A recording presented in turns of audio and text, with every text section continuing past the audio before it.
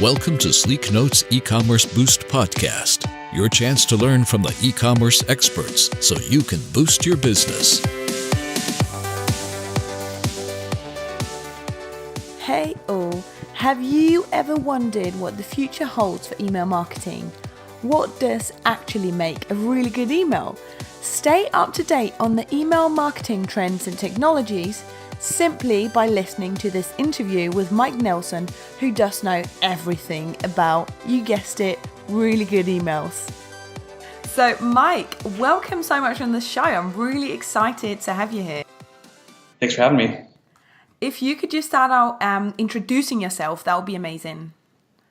Sure. So let's see. I started about 10 years ago in e-commerce. I was made a marketing manager for this really tiny beauty online website, and they put me in charge of just all things digital, which is weird as a recent university grad. And I was looking at our emails, and they were sent out of our own server to over 600,000 subscribers at the time.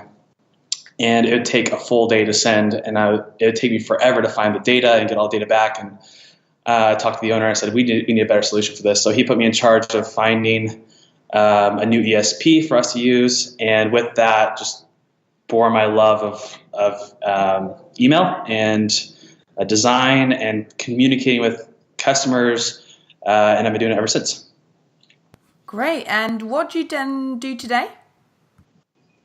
Full-time, I work for Lonely Planet as their e-commerce and partnership director globally, and then run really good emails on the side with about 5 other people. We put about 30 hours each into it each week, and it's grown phenomenally for us. Brilliant. And for those of the listeners who don't know, can you just explain what Really Good Emails do and what the site's all about? Yeah, so we started as just it was really hard for me to get all these ideas of other emails that are going out and trying to figure out how I should talk to our customers. So I was keeping a folder of really good emails, and I found actually a few other people in the U.S. at conferences that had the same thing, and we started just compiling our lists together and forwarding emails back and forth, and then I connected with Matthew Smith, who just a month prior had started a blog about just the emails that he liked the most coming into his inbox. And I said, hey, I've got folders and folders of these things. Would love to collaborate with you. And, within a month, we got another partner on. And then within a few more months, we got another partner on. And we just kind of grew it from there, just featuring kind of the best of things that came into our inbox and then allowing people to submit what the best they thought came into their inbox. And we kind of go through some checkpoints to make sure that it really is the best and has the best kind of ways of looking at this, looking at the emails. But that's kind of how we got our start, and we've been around for about 3 years now. Brilliant. So, Mike, I'm really keen on knowing what your success criteria are to get included on your site because, yeah, as you said, it's really good emails, but what does make a good email? That's kind of like our secret sauce, I guess. Because not a lot of people have been able to copy what we're doing. But essentially what we do is look for best practices. So is it coded correctly? Is it easily legible or readable? Does it follow just basic design principles with good hierarchy? And then we look for things that stand out to us. Is a copy just really compelling or funny? Or leaves us like really wanting to know more? Is the imagery really good? Have they built a design that's really different than anyone else? That really just stands out compared just to everything else that comes into the inbox. And then we have like other criteria where are you using HTML fonts or web fonts? Do you have a super short footer? Like all the things do you include social media? I think there are like over 30 different checkpoints that we look at for each email that's submitted to our site now. Wow. And then they have to fill up all of those 30 points or? Yeah, I mean, a majority. We just recently released that if you're using all images for your emails, you're no longer going to be accepted onto the site because we feel like that's really weighing down the industry and not really the best user experience. So that's just another thing we just add to the list come January. So it's growing. It's actually growing list as technology changes and user behavior changes. But yeah, it started small and it's gotten kind of lengthy to make sure that our quality stays really high.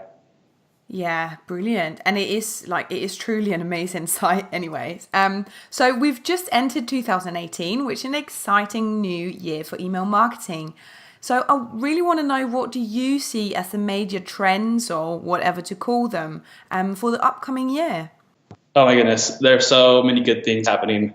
I really think, you'll see lots of experts that are way smarter than us that have access to a lot more data than we have. But what we're seeing is just people being more conscious of the messages that they're putting out and making sure that they're relevant with their consumers or readers, whoever's receiving those emails. So I think this year we'll see a few things, especially in e-commerce. We're going to see smarter abandonment cart emails, maybe that are tied to machine learning from the bigger people, bigger companies that can afford machine learning. And even smaller companies that are on, ESPs such as like MailChimp or Campaign Monitor, which have started to include some of that smarter algorithms for those items.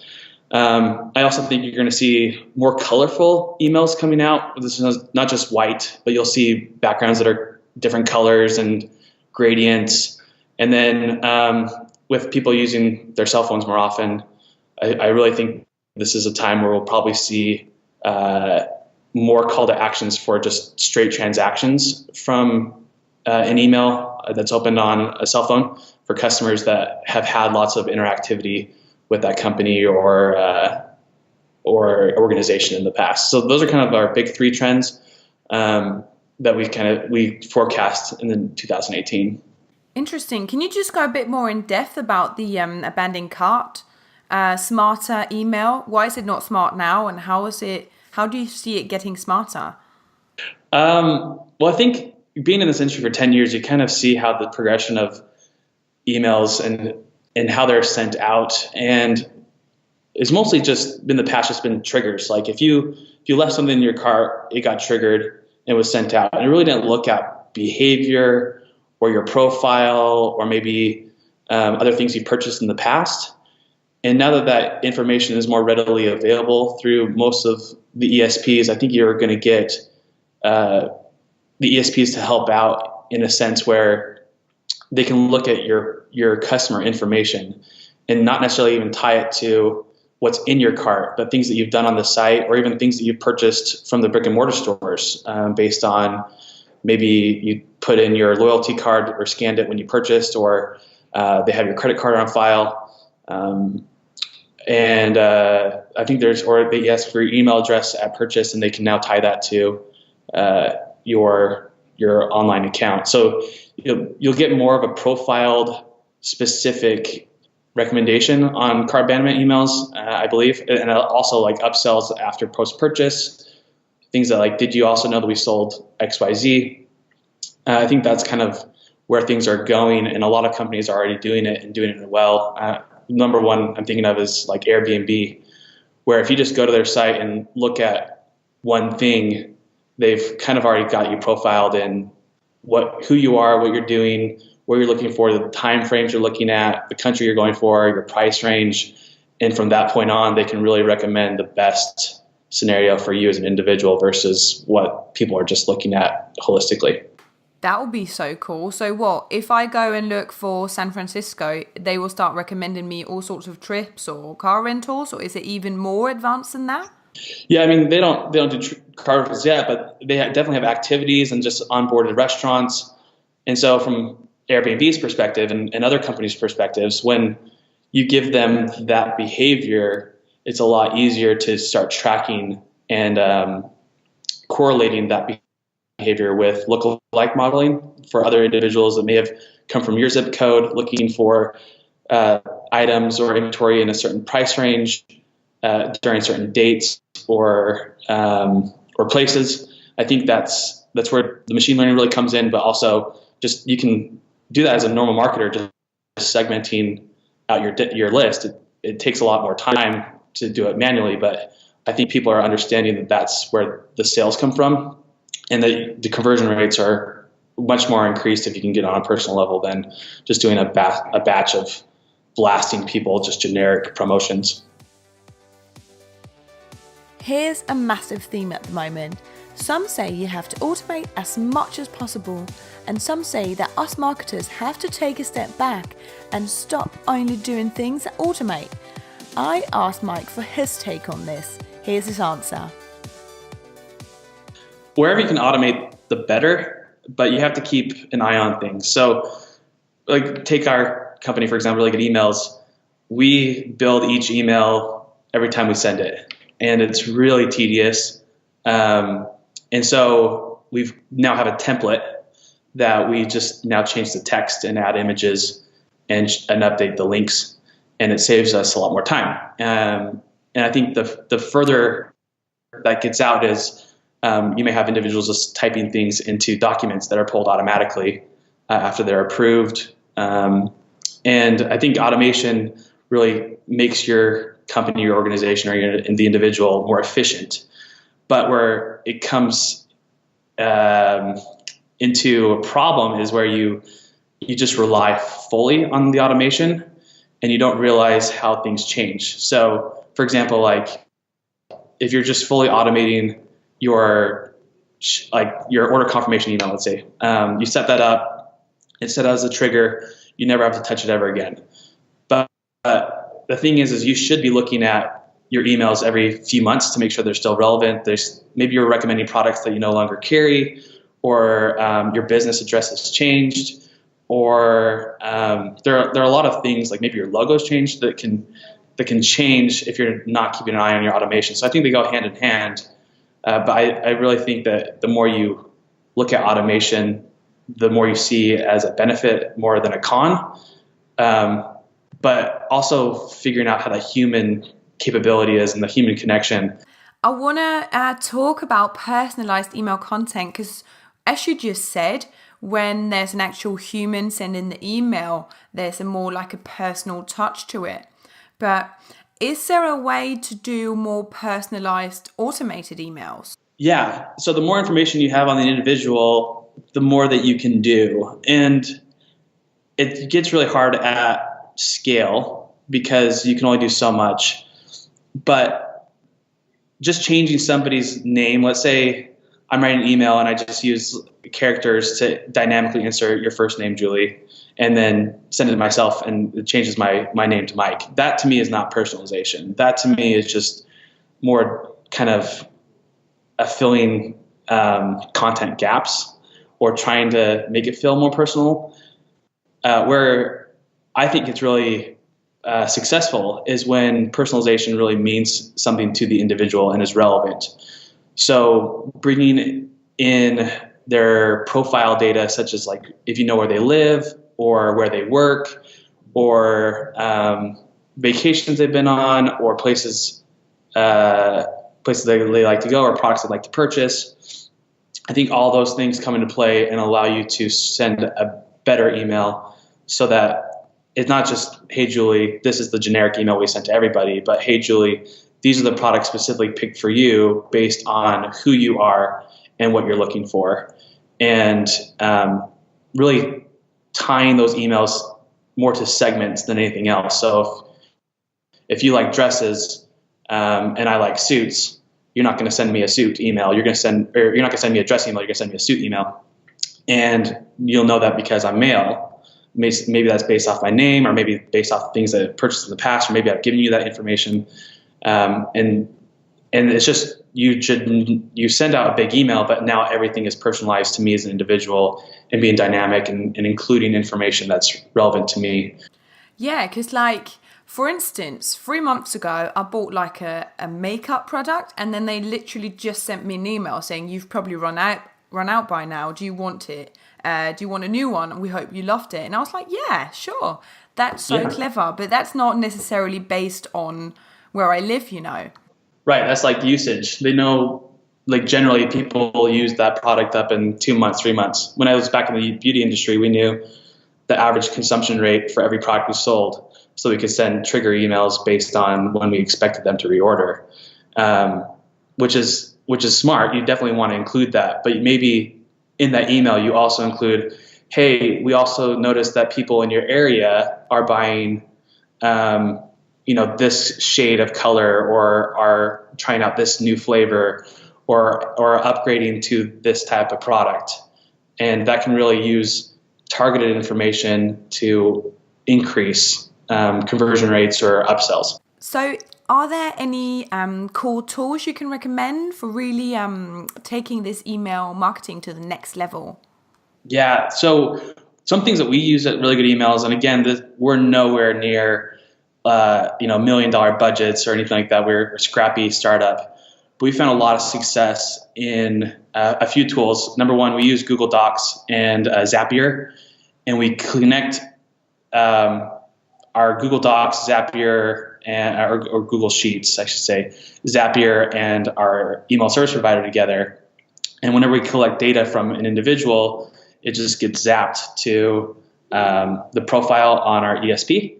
And then with that information off of people's email addresses, we can also go out to companies like Clearbit, and we can enrich that profile data. So off of your email address, we can also get sometimes your name, if you've not given to us, where you've worked, maybe some social media profiles that are connected to that email address.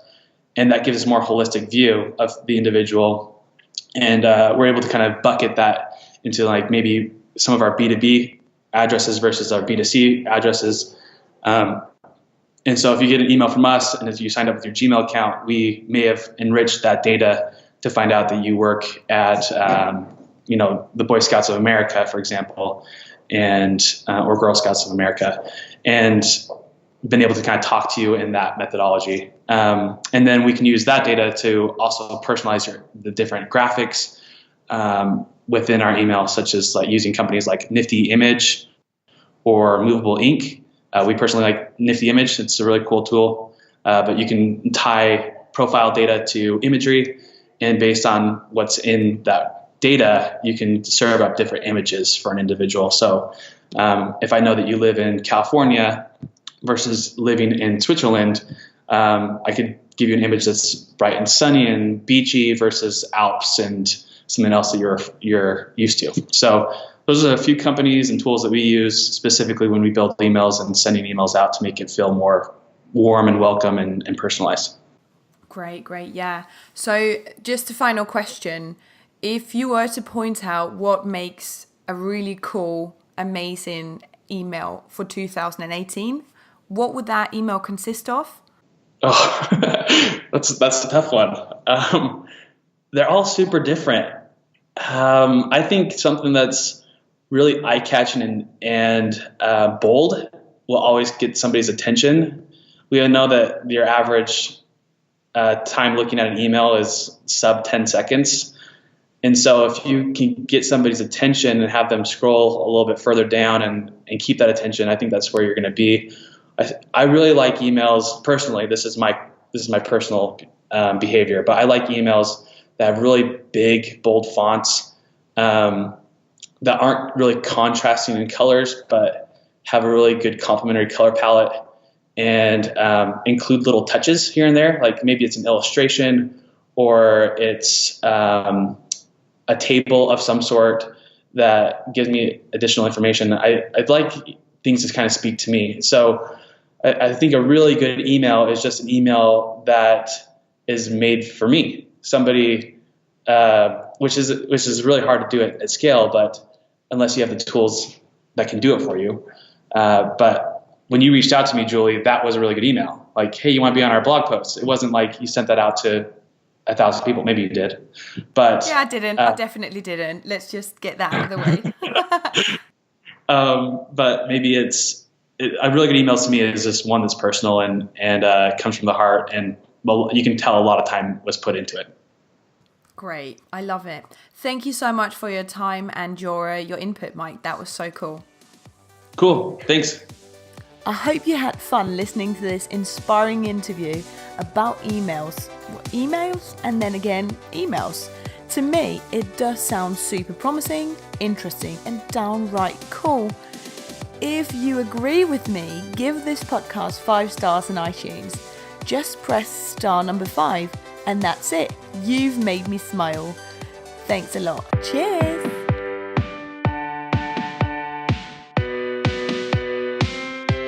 This session of E-Commerce Boost was produced by Sleeknote. Make sure you subscribe so you don't miss out on tactics and strategies that'll help boost your e-commerce.